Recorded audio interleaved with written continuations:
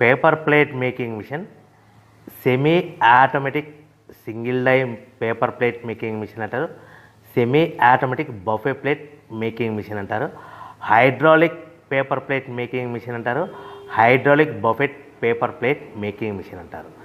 So మనం ఈ machine కొనుక్కున్న తర్వాత దీనికి వచ్చే 1 HP మోటార్ని మనం ఇంటి కరెంటు మీటర్ కాకుండా దీనికి సపరేట్గా commercial category to single phase metre తీసుకోవడం వలన భవిష్యత్తులో ఎలక్ట్రిసిటీ డిపార్ట్మెంట్ నుంచి మీకు ఎలాంటి ప్రాబ్లమ్స్ ఉండవని మంచి సలహా ఇస్తున్నాను, పాటించవలసిందిగా కోరుతున్నాను.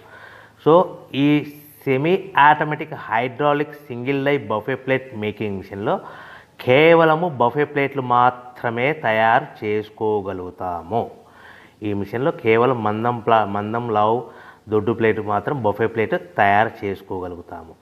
సో ఈ మిషన్లో ఎలాంటి టిఫిన్ ప్లేట్లని, డోనా కప్పులని, ప్రసాదం కప్పులని, స్నాక్స్ ప్లేట్స్ అని, టీ కప్పులని తయారు చేసుకోలేమని మీకు అందరికీ సలహా ఇస్తున్నాను.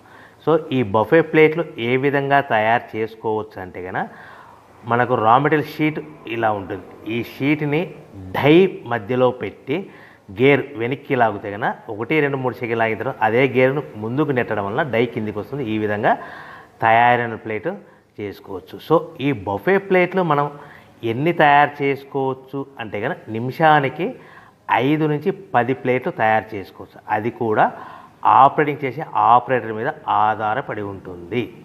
సో మనము ఈ బఫే ప్లేట్లు నిమిషానికి 5 నుంచి 10 ప్లేట్లు.